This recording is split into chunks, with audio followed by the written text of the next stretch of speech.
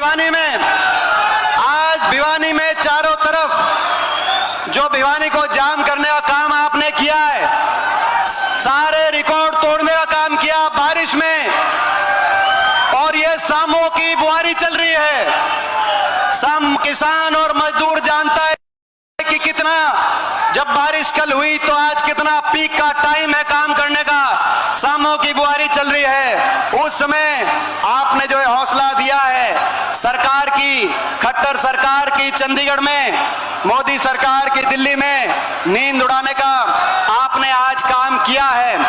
और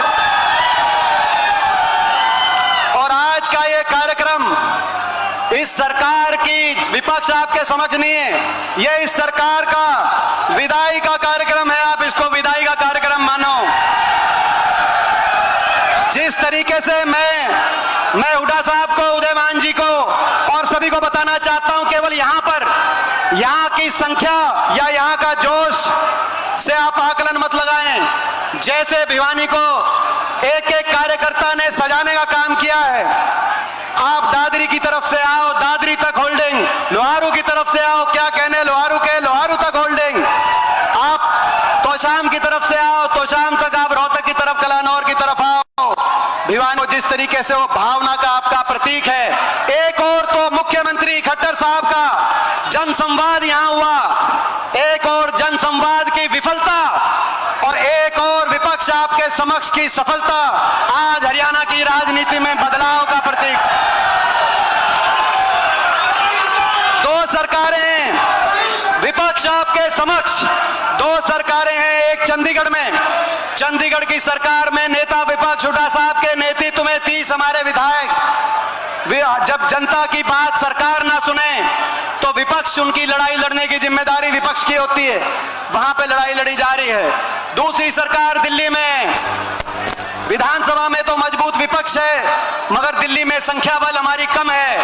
15 सांसद हैं हरियाणा से, 10 लोकसभा, 5 राज्यसभा, 14 भाजपा के हैं। लेकिन ईमानदारी से मैंने यही कोशिश करी कि हरियाणा की विपक्ष की आवाज, संसद में कैसी भी सरकार हो, लेकिन विपक्ष की आवाज संसद में, सरकार लाख प्रयास करे लेकिन विपक्ष की आवाज कुचली ना जाए हरियाणा के। मैं एक हो सकता हूं मगर मुझे ये जो विपक्ष आपके समक्ष के जो कार्यक्रम है, विपक्ष आपके समक्ष के कार्यक्रमों में जो लाखों की संख्या में आप पहुंचते हो, तो जो संसद में मैं हरियाणा से अकेला विपक्ष में जरूर पहुंचता हूं, लेकिन मुझे विश्वास होता है कि मेरे साथ 3 करोड़ हरियाणा वासियों का आशीर्वाद मेरे साथ वहां पे होता है। हरियाणा का भट्टा बिठा दिया इन्होंने, हरियाणा का लड़ इसलिए रहे हरियाणा को विकास की पटरी से उतार दिया। जो हरियाणा चौधरी बंसीलाल जी के समय जब हरियाणा बना, उस समय विकास का प्रतीक, जो हरियाणा, जिसको हरियाणा को विकास की बुलंदियों पर 10 साल की कांग्रेस की हुड्डा सरकार ने लेके जाने का काम किया, वो हरियाणा।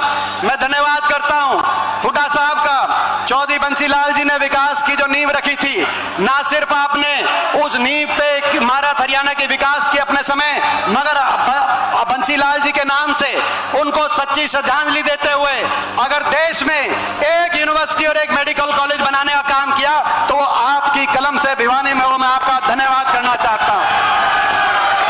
वो हरियाणा जो आपके समय विकास में देश में नंबर 1 पे माना जाता था, हुड्डा सरकार में प्रति व्यक्ति आय, प्रति व्यक्ति निवेश, विकास दर में, अभी विजेंद्र बोल रहे थे, विजेंद्र बॉक्सर खिलाड़ियों के सम्मान में देश में नंबर 1 पे, किसान के हकों के फैसले में, चाहे 1600 करोड़ के बिजली के बिलों के माफी थी, कोऑपरेटिव के कर्जे की माफी थी, गरीब के कल्याण में चाहे 100 गज के प्लॉट का फैसला था, चाहे मकान का फैसला था, चाहे स्कूल में 20 लाख बच्चों के वजीफे का फैसला था, जो हरियाणा बुढ़ापा पेंशन में देश में नंबर 1 पे 2014 तक माना जाता था, इस खट्टर सरकार ने विकास की पटरी से उतार दिया उस हरियाणा को।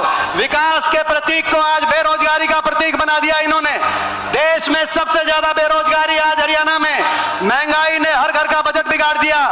बेरोजगारी ऐसी कि हर बेरोजगारों की फौज खड़ी हो गई। आज दिल में दर्द होता है जब हरियाणा के नौजवान से हम बात करते हैं नशे की तरफ। ऐसा बेरोजगारी के साथ साथ अब नशा, ना काम नहीं मिलेगा तो नशे की तरफ। हर माता पिता को यह चिंता ईमानदार से शरीफ से शरीफ माता पिता को चिंता की कहीं आज नशे की तरफ हरियाणा का नौजवान, आज अपराध की तरफ हरियाणा का नौजवान, और इतना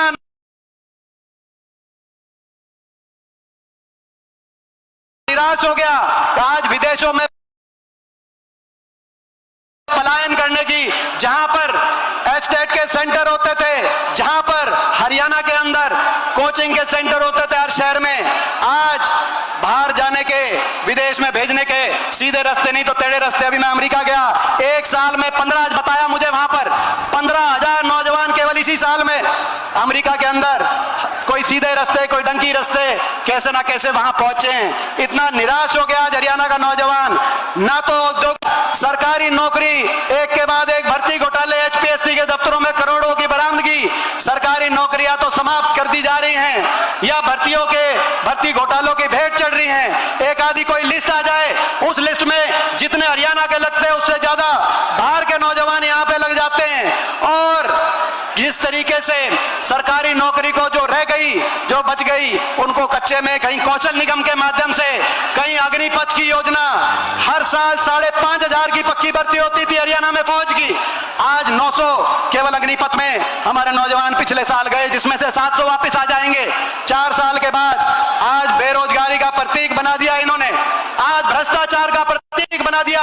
ऐसी सरकार हरियाणा में बन गई जो भ्रष्टाचार की नींव पे जिस सरकार का गठन हुआ, आपको याद होगा इलेक्शन से पहले 2019 में लोग बदलाव चाहते थे, लोग इन सरकार को मौका नहीं देना चाहते थे, लोग खट्टर सरकार से, बीजेपी की सरकार से पीछा छुड़ाना चाहते थे। बीजेपी ने नारा दिया, खट्टर सरकार ने नारा दिया 2019 के विधानसभा चुनाव में, इन्होंने कहा 75 पार, कहा था कि नहीं कहा था 75 पार, हवा निकाल दी लोगों ने। दूसरी एक पार्टी आई, उसने नारा दिया बीजेपी को करो जमना पार, दुष्यंत चौटाला ने नारा दिया, खट्टर साहब कहते थे 75 पार, दूसरा कहता था इन्हें करो जमना पार। इलेक्शन का नतीजा आते ही दोनों बन गए जमा पक्के यार, और चंडीगढ़ में बना दी भ्रष्ट सरकार।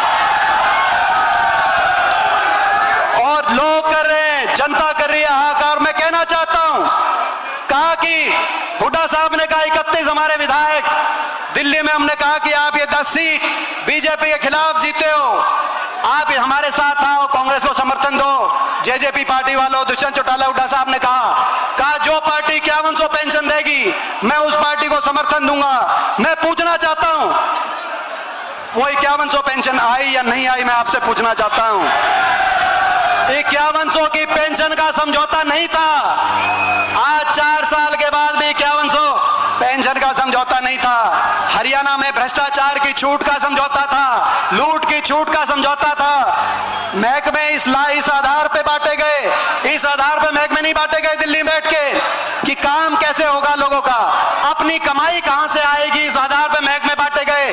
शराब का महकमा किसके पास गया, एक्साइज का महकमा, ये हर रोज भ्रष्टाचार, एक घोटाले हर रोज निकल रहे हरियाणा के अंदर। इस आधार पर भ्रष्टाचार की प्रतीक, और ये हम क्या बताएं महकमे कैसे बांटे गए और कौन भ्रष्टाचार कर रहा है। तो किसान का अपमान, कर्मचारी ओल्ड पेंशन स्कीम के लिए गए, उन पे लाठीचार्ज, उनका अपमान। जब बड़े बुजुर्गों की पेंशन कट गई वो गए, उनका अपमान। परिवार पहचान पत्र में जब फैमिली आईडी में जब राशन कार्ड कटे, उनका अपमान। मनरेगा का मजदूर गया, उनका अपमान। ग्रामीण चौकीदार, सफाई कर्मचारी मानदेय बढ़ाने गए, उनका अपमान। हमारी बेटियां और हमारे खिलाड़ी जब दिल्ली जंतर मंतर में बैठे, हमारी बेटियां न्याय की कर रहे थे, न्याय से ज्यादा कुछ नहीं मांग रही थी हमारी बेटियां, अपमान। इन्हें हो गया है सत्ता का अभिमान, नहीं करते हैं कोई काम, जनता का केवल कर रहे हैं अपमान, और हुड्डा साहब का बारंबार लेते हैं नाम, केवल हुड्डा साहब का नाम लेते हैं, काम कुछ कर नहीं रहे, जनता का अपमान करते हैं, अभिमान में है सत्ता के, और नाम लेंगे हुड्डा साहब का। अभी केंद्रीय गृह मंत्री आए, उन्होंने हुड्डा साहब पे निशाना साधा। मुख्यमंत्री बोलेंगे वो हुड्डा साहब पे बोलेंगे, इनेलो बोलेगी वो हुड्डा साहब पे, आम आदमी पार्टी वाले बोलेंगे वो हुड्डा साहब पे।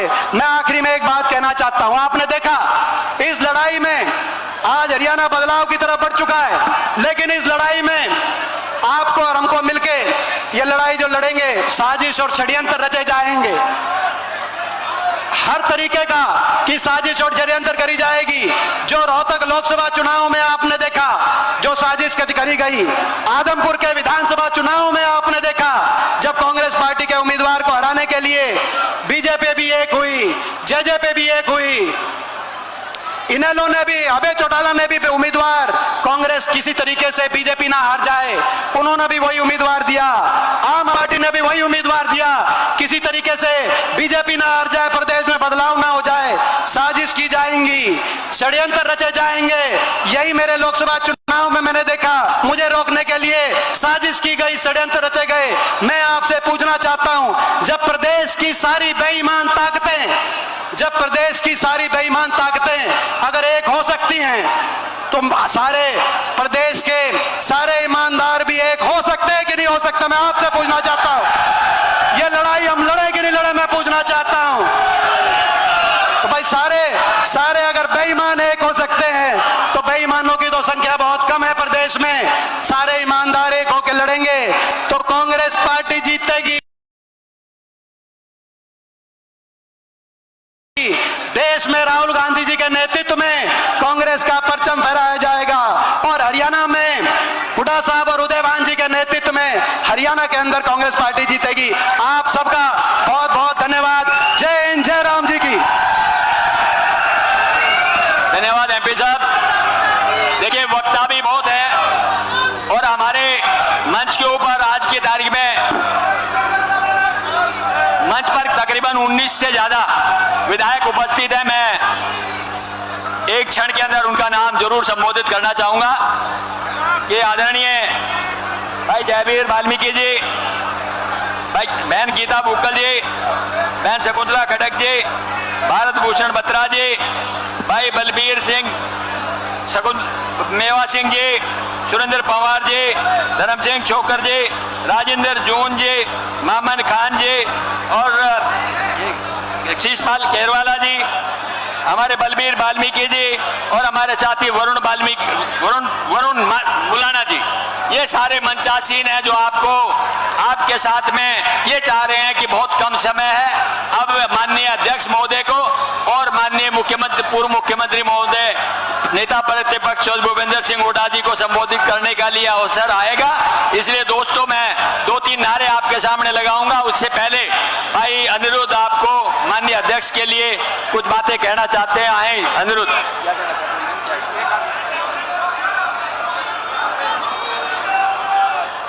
राजकुमार जी ब्राह्मण कल्याण समिति के अध्यक्ष आदरणीय चौधरी उदयभान जी को पगड़ी भेंट करेंगे।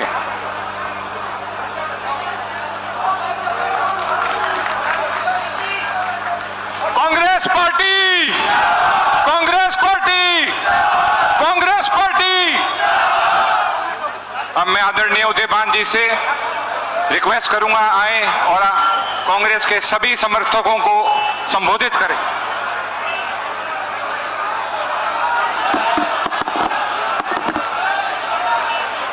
जन जन की आशा और विश्वास का प्रतीक नेता प्रतिपक्ष पूर्व मुख्यमंत्री हम सबके जनप्रिय लोकप्रिय नेता आदरणीय चौधरी भूपेंद्र सिंह हुड्डा जी, हमारे युवाओं के दिलों की धड़कन, बहुत ही संघर्षशील हमारे सांसद आदरणीय श्री दीपेंद्र सिंह हुड्डा जी, मंच पर बैठे हुए मेरे समस्त विधायकगण, पूर्व विधायकगण, पूर्व मंत्रीगण, हमारे पार्टी के वरिष्ठ नेतागण, फ्रंटल ऑर्गेनाइजेशन से सभी पदाधिकारीगण, सम्मानित मेरे सभी मंच पर नेतागण और मेरे सामने लाखों की संख्या में आए हुए मेरे सभी सम्मानित बुजुर्गों, नौजवान दोस्तों, हमारी माताएं, बहनों, बच्चों, मैं धन्यवाद करना चाहूंगा भिवानी में आयोजित इस विशाल रैली को। इससे पहले हमारे 7 लोकसभा क्षेत्रों में ये रैली आयोजित हुई थी विपक्ष आपके समक्ष। आज 8वीं ये भिवानी और महेंद्रगढ़ के अंदर, ये भिवानी महेंद्रगढ़ लोकसभा क्षेत्र की मैं ये आयोजित विपक्ष आपके द्वार की जो ये रैली है, ये सारे के सारे पिछले रिकॉर्ड सारे तोड़ चुकी है। ये रैली अब तक की सबसे विशाल रैली मैं समझता हूं, क्योंकि जितनी रैली यहां पर है उससे दुगने बाहर पूरे दूर तक सारे फैले हुए हैं, सारे रास्ते बंद हैं। आपने सभी के सभी, मैं कह सकता हूं कि पूरे 100/100 नंबर भिवानी और महेंद्रगढ़ के कार्यकर्ताओं को है। मैं धन्यवाद करता हूं, बहुत ही बधाई देना चाहूंगा मैं भिवानी महेंद्रगढ़ के सभी कार्यकर्ताओं को, नेताओं का, विधायक, पूर्व विधायकों का, हमारे इस रैली के आयोजक रावदान सिंह जी का, सभी साथियों का, कि जिन्होंने इतना भारी परिश्रम करके ये शानदार रैली का आयोजन किया। उसके लिए मैं आप सबका बहुत बहुत आभार व्यक्त करता हूं और केवल आपसे ये कहना चाहूंगा, आज ये समय आ चुका है इस 9 साल का हिसाब किताब लेने के लिए। 8 महीने बाद आचार संहिता लग जाएगी और उसके बाद 8 महीने बाद चुनाव शुरू हो जाएगा। ये साल चुनावी साल है, ये आपको तराजू पर तोलना है कि किस तरह से नरेंद्र मोदी और यहाँ पर मनोहर लाल खट्टर ने हमारी इस प्रदेश की जनता को मूर्ख बनाने का काम किया है। आज ये सवाल लेने की जरूरत है कि नरेंद्र मोदी ने जिन जिन वादों को लेकर के सरकार बनाई थी, आज वो कहां पर खड़े हैं। नरेंद्र मोदी ने कहा था कि 100 दिन के अंदर महंगाई को कम कर दूंगा। नरेंद्र मोदी ने कहा था कि 100 दिन के अंदर जो काला धन है वो देश में आ जाएगा, 15-15 लाख रुपए हर एक के खाते में आ जाएंगे। नरेंद्र मोदी ने कहा था कि हवाई चप्पल पहनने वाले हवाई जहाज में घूमा करेंगे। नरेंद्र मोदी ने कहा था कि किसान की आमदनी दुगनी करूंगा। नरेंद्र मोदी ने कहा था कि स्वामीनाथन आयोग की रिपोर्ट को लागू करूंगा। नरेंद्र मोदी ने कहा था कि अच्छे दिन आएंगे, सबके काम होंगे, गंगा जमुना को साफ करूंगा, 100 में स्मार्ट सिटी बनाऊंगा। और बाबा रामदेव भी कहते थे आग फड़का फड़का के कि अगर 35 रुपए लीटर डीजल चाहिए तो नरेंद्र मोदी को प्रधानमंत्री बनाओ। रामदेव बाबा ये भी कहते थे कि पेट्रोल 40 रुपए चाहिए तो नरेंद्र मोदी को प्रधानमंत्री बनाओ।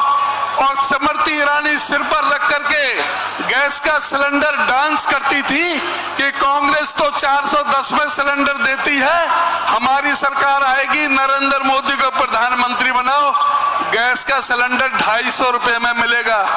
इन झूठे लोगों से अब हिसाब लेने की जरूरत है। किस तरह से इन्होंने, जिस तरह से यहाँ पर जो लोगों को गुमराह करने का काम किया, वो आज हिसाब लेने की जरूरत है। इनसे हिसाब लेने की जरूरत है कि इन्होंने हमें क्यों झूठ बहकाने का काम किया था।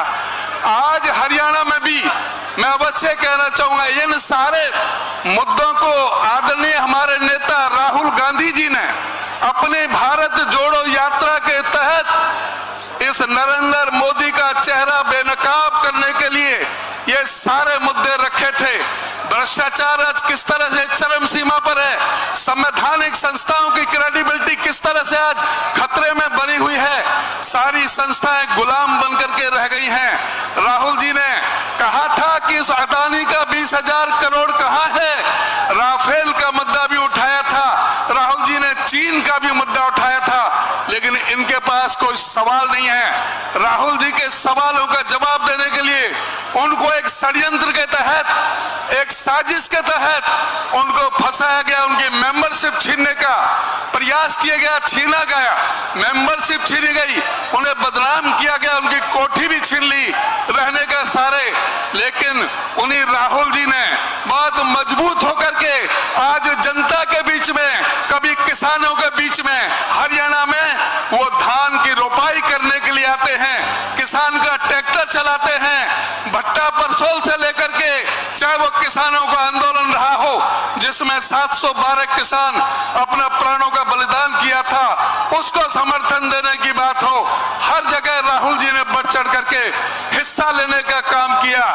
जो जनता की नब्ज को जानने के लिए आम आदमी के बीच में सड़क पर निकले, चाहे वो ट्रक में गए, चाहे वो टेम्पू के लिए गए, चाहे वो मोटरसाइकिल पर गए, हर जगह उन्होंने अपनी उपस्थिति दर्ज कराने का काम किया।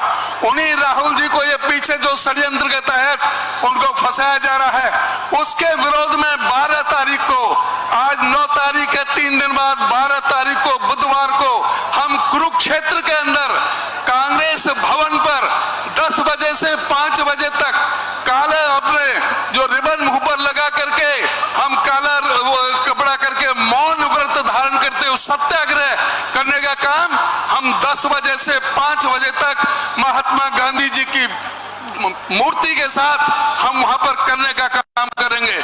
साथियों, हरियाणा में इस जो यहाँ पर जो सरकार चल रही है, इसे पूछने की जरूरत है। जैसे एमपी साहब ने बताया कि आज हरियाणा बेरोजगारी में हिंदुस्तान में नंबर 1 क्यों है, आज हरियाणा महंगाई में नंबर 1 क्यों है, आज अपराध में हरियाणा नीचे से दूसरे नंबर पर क्यों है, आज हरियाणा के अंदर 40 बार पर्चे स्टाफ सिलेक्शन कमीशन के, पब्लिक सर्विस कमीशन के पर्चे क्यों लीक हुए हैं, आज हरियाणा में परिवार पहचान पत्र को हथियार बना करके 4,91,562 बुजुर्गों की पेंशन क्यों काटी है, आज हरियाणा के अंदर परिवार पहचान पत्र को हथियार बना करके 10 लाख लोगों के राशन कार्ड क्यों काटने का काम किया है सरकार ने। इस सरकार ने जो आज प्रदेश को कर्ज में क्यों बांध करके रख दिया है, जो 70,000 करोड़ का कर्जा था 2014 में, आज वो 4 लाख करोड़ से पार हो चुका है। आज कोई बच्चा अपनी मां के पेट से जन्म ले रहा है तो वो 1,32,000 रुपए का कर्जा लेकर के आज वो पैदा हो रहा है। आज इस बात का जवाब कौन देगा? हरियाणा के अंदर 4,800 स्कूल क्यों मर्ज कर दिए, हरियाणा के अंदर 498 स्कूल क्यों बंद कर दिए, उन स्कूलों में पढ़ने वाले बच्चे कौन हैं? इस प्रदेश के गरीब, दलित, पीड़ित, शोषित, उपेक्षित, सर्वहारा वर्ग के, किसान के, मजदूर के बच्चे उस स्कूलों में पढ़ते हैं जिन स्कूलों को इन्होंने बंद करने का काम किया है। आज इनको जवाब देने के लिए विधायक दल ने, हुड्डा साहब ने, कांग्रेस पार्टी ने जो फैसले लिए हैं, हमारे दीपेंद्र जी ने आपके सामने रखे हैं, मैं आपको उनको रिपीट करना चाहता हूं। जो भी फैसले हैं उनको हमारे घोषणा पत्र में उनको शामिल किया जाएगा। हमारे घोषणा पत्र में चाहे वो ओल्ड पेंशन स्कीम की बात है, चाहे वो 100 गज के प्लॉट, उनपे 2 कमरे का मकान, लेटरिन, बाथरूम, किचन जिस तरह से पहले गरीबों को दिए गए थे उनको देने की बात है, चाहे 6,000 रुपए पेंशन देने की बात है, और चाहे 300 यूनिट बिजली फ्री देने की बात है, चाहे हमारे SC BC के जो हरिजन कल्याण निगम, बैकवर्ड क्लास निगम के कर्जे माफ करने की बात है, चाहे बैकवर्ड क्लास का क्रीमी लेयर बढ़ाने की बात है। इन सारे मुद्दों पर पार्टी का जो स्टैंड है हुड्डा साहब और भी विस्तार से बताएंगे। मैं आपसे ये कहना चाहूंगा कि सरकार, आप लोगों का ये जो जनसमूह इस बात का प्रतीक है कि इस प्रदेश में अब हवा नहीं चल रही, आंधी कांग्रेस पार्टी की चल चुकी है और ये आगे सुनामी में जाकर के परिवर्तित होगी। इन भारतीय जनता पार्टी का सुपड़ा साफ होगा और कांग्रेस पार्टी का राज होगा। आप सभी का बहुत बहुत धन्यवाद। धन्यवाद प्रधान जी। और अब मैं उस महान शख्सियत को निवेदन करूं, उससे पहले 4 नारे लगाना चाहता हूं। आप सब लोगों से निवेदन है कि बड़े जोश के साथ आपने नारे लगाने हैं।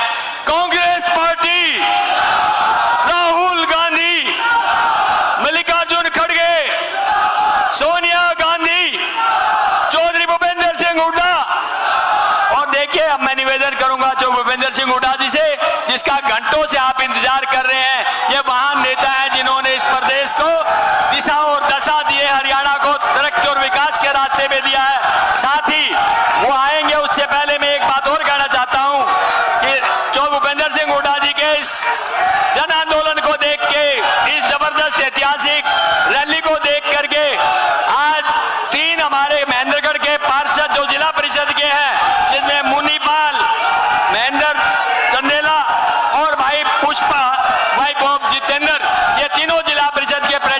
सदस्य हैं और तीनों कांग्रेस में शामिल हो रहे हैं, हम उनका स्वागत करते हैं। और अब मैं चौधरी साहब से निवेदन करूं, उससे पहले हमारे साथ एक और साथी हैं, वो भी एक इनको भेंट करना चाहते हैं। दे दिया, ये राकेश जी चौधरी साहब को भेंट करना चाहते हैं हनुमान जी की गदा। आप सबका बहुत बहुत धन्यवाद। और अब मैं निवेदन करूंगा चौधरी भूपेंद्र सिंह हुड्डा जी से, वो आए और आपको संबोधित करें। और सारे साथियों से निवेदन है, जो जहां पर खड़ा है वहीं बैठ जाए और शांति से, नारे वालों से भी शांति से धन्यवाद।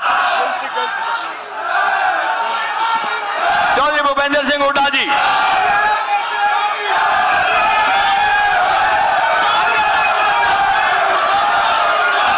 कृपया शांत रहो भाई, कृपया करके शांत रहो। अरे भाई 5 मिनट रुक जाओ, शांति से मेरी बात सुनो।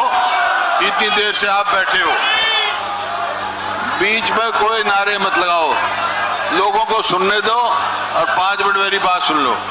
मैं भी आपका हरियाणा प्रदेश कांग्रेस कमेटी के अध्यक्ष चौधरी उदयभान जी, हरियाणा प्रदेश कांग्रेस कमेटी के पूर्व अध्यक्ष चौधरी धर्मपाल मलिक जी, हरियाणा विधानसभा के पूर्व अध्यक्ष अशोक अरोड़ा जी, हरियाणा विधानसभा के पूर्व अध्यक्ष पंडित कुलदीप शर्मा जी, सांसद अजीज दीपेंद्र जी और मेरे साथ आए सभी विधायकगण, पूर्व विधायकगण, पूर्व सांसदगण, हमारे एससी सेल के चेयरमैन साहब, यूथ कांग्रेस के अध्यक्ष, महिला कांग्रेस से, एनएसयूआई से और सब सम्मानित मंच उपस्थित मेरे बुजुर्गों, नौजवान साथियों और प्यारे बच्चों, मेरी माताओं और बहनों, देखिए आज भारत की ये छोटी काशी और पंडित नेकीराम, चौधरी बंसीलाल, मास्टर बनारसी दास गुप्ता की ये भूमि, कर्म भूमि और दानवीर किरोड़ी मल की ये नगरी, और भाई भारत ही नहीं एशिया के मुक्केबाजों की राजधानी ये मेरी भिवानी। आज यहाँ इस भिवानी पे आने के आप सबका मैं बहुत बहुत स्वागत करता हूँ। ये तो कुछ हजार आदमी बैठे हैं मेरे सामने, इधर भी है उधर भी है। मैं तो बाहर से आया हूँ, मेरे पास खबर आई है चारों तरफ जाम पड़ा है। मैं माफी मांगता हूँ, जगह थोड़ी छोटी चुन ली भाई, पूरा इंतजाम नहीं कर सके हम। मेरे को ये पता होता, उम्मीद से फालतू आप आए हैं तो शायद मैं कहीं बाहर करता, लेकिन अगली कभी भिवानी जलसा करेंगे तो भाई बहुत बड़ी जगह हम करेंगे आपसे।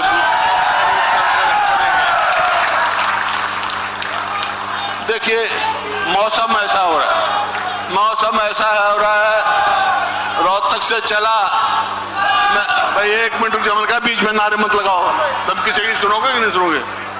बात सुना करें।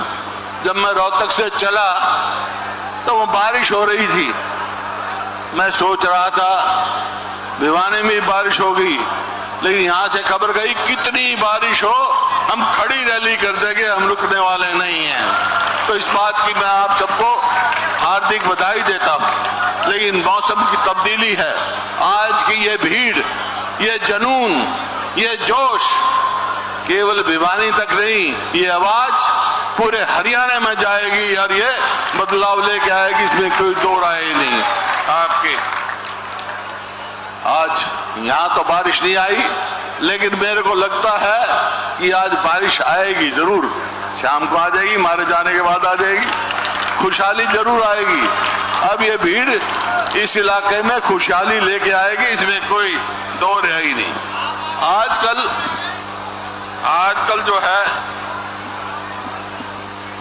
तरह तरह की बातें चल रही हैं, सुनता हूं मैं तरह तरह की। मेरी पार्टी में भी बाहर भी कई उम्मीदवार मुख्यमंत्री के बन रहे हैं।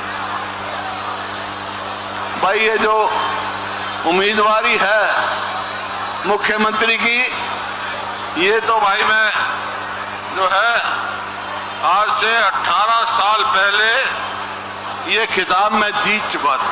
18 साल पहले बना था।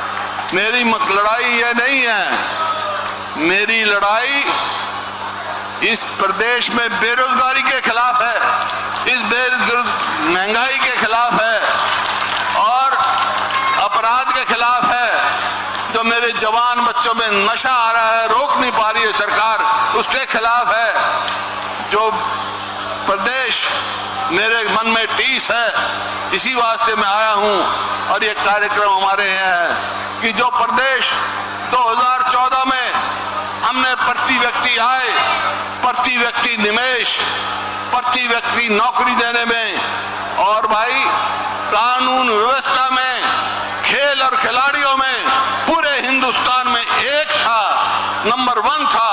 आज मेरा वो प्रदेश हरियाणा कहाँ है, किस चीज में है? ये आंकड़े हैं, मेरी जवानी बात नहीं है।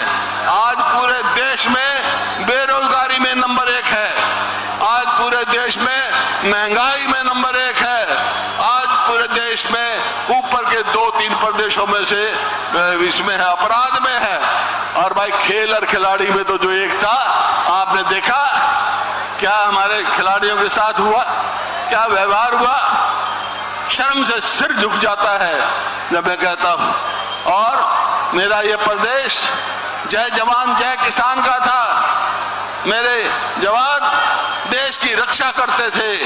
आज उनका क्या कर दिया भाई, अग्निपथ ले आए, अग्निवीर ले आए, ताकि कोई पक्का नहीं होगा, 2-4 साल काम करेगा, घर भेज देंगे। इसी प्रकार से हमने लड़ाई लड़ी उन फौजियों की 1 रैंक 1 पेंशन के लिए। इन्होंने दिया क्या, जब मैं मुख्यमंत्री था पूरा जोर शोर से साथ दिया था। इन्होंने ऑफिसर के साथ तो कर दिया, लेकिन जेसीओ और जवान को न्याय नहीं मिला। हम वो लड़ाई लड़ेंगे, जेसीओ और जवान को भी न्याय दिलवाएंगे। ये अभी चर्चा हो रही थी, ये सरकार, मौजूदा सरकार जो है हरियाणा में, क्या है भाई, अभी आपने देखा हर वर्ग इससे विमुख।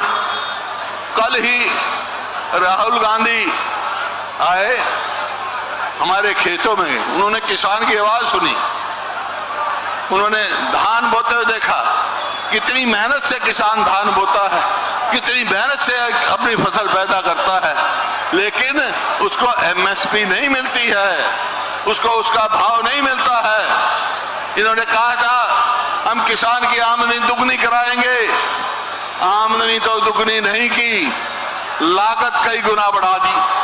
हमारे समय में हरियाणा में ना खाद पर टैक्स था, ना कीटनाशक दवाइयों पर टैक्स था, ना ट्रैक्टर पार्ट पे था। अब 28% तक का जीएसटी लगा।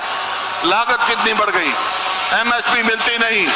प्रधानमंत्री बीमा योजना में लोग धक्के खा रहे हैं, उनको कंपनसेशन नहीं मिलता। कितनी फसल खराब हो रही है, उनको कंपनसेशन नहीं मिलता। भिवानी का मैं देखता हूं, भिवानी में देखो, एक तो समय था चौधरी बंसीलाल का, जब भिवानी विकास की ओर से बड़ी तेजी से दौड़ रहा था। या पिछले 10 साल में हमारे समय में कोई भी काम हुआ, अगर प्रदेश में 7 विश्वविद्यालय बने हैं तो 2 भिवानी पार्लियामेंट हल्के में, एक चौधरी बंसीलाल के नाम से यहाँ पर विश्वविद्यालय और मेडिकल कॉलेज, एक सेंट्रल यूनिवर्सिटी महेंद्रगढ़। अगर महाविद्यालय प्रदेश में 35 बने कुल हमारे समय में, उसमें से 5, एक भिवानी, बाड़सुसाम, भवानी खेड़ा, बहल यहां बने। तो आप इसी प्रकार से देखते हैं, बीएड कॉलेज लगाओ भाई, चाहे वो नाला लगाओ, ड्रेन लगाओ, भिवानी का हर प्रकार से हुआ। मेरा एक सवाल है आपसे, इस सरकार को 9 साल हो गए, कोई दूसरी पार्टी का भी यहाँ होगा, ये पूरे पार्लियामेंट क्षेत्र में कोई एक काम गिरा सकता है इस सरकार ने किया हो जनहित का? एक काम गिरा दो भाई, फिर इसका क्या करना है? यही है विपक्ष जो हम आपके समक्ष लेके आए हैं। बात सारे साथियों ने कह दी।